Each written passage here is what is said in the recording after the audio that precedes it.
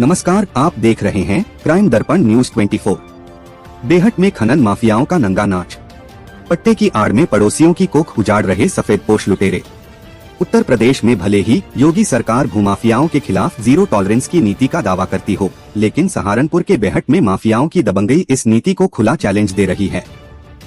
यहाँ माफिया इतने बेखौफ हो चुके हैं कि वे न केवल पट्टे की आड़ में धरती का सीना छलनी कर रहे हैं, बल्कि गरीब किसानों की निजी और खरीदी हुई जमीन पर भी जबरदस्ती गुंडागर्दी के बल पर डाका डाल रहे हैं।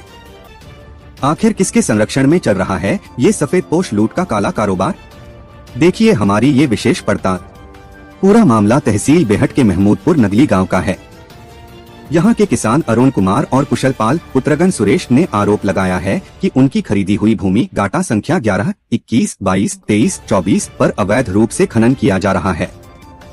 अकबरपुर बांस के निवासी अरुण कुमार का आरोप है कि अभिषेक शर्मा और सुमित शर्मा निवासी खीदराबाद चोटीपुरा के नाम पर आवंटित पट्टे की आड़ में माफिया उनकी जमीन खोद रहे हैं।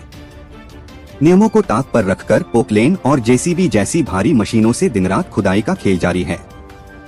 माफिया इतने बेखौफ हैं कि उन्होंने पट्टे की सीमाओं को लांघकर किसानों के खेतों को 8 से 10 फुट की गहराई तक खोदकर तब्दील कर दिया है, जिससे उपजाऊ भूमि पूरी तरह बर्बाद हो चुकी है।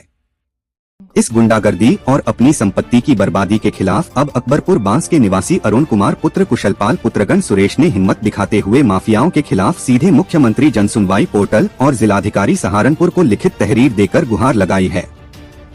अपनी शिकायत में अरुण कुमार ने बेहद गंभीर आरोप लगाए हैं।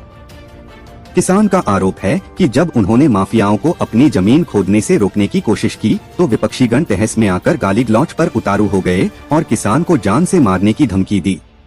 माफियाओं ने साफ कहा, हम तुम्हारी भूमि पर अवैध खनन करते रहेंगे, तुम हमारा कुछ नहीं बिगाड़ सकते, हमारी पहुंच ऊपर तक है।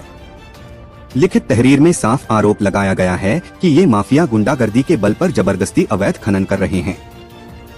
अब यहाँ कुछ बड़े सवाल खड़े होते हैं जिनका जवाब जनता चाहती है। क्या बेहट का खनन विभाग इन माफियाओं के साथ मिला हुआ है?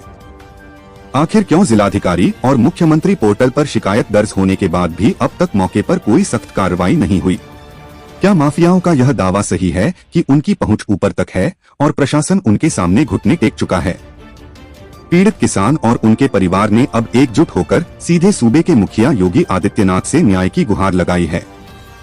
उनकी मांग है कि तत्काल प्रभाव से इस अवैध खनन को रोका जाए और माफियाओं के साथ साथ उन अधिकारियों पर भी कार्रवाई हो जो इस लूट को तमाशा बनकर देख रहे हैं।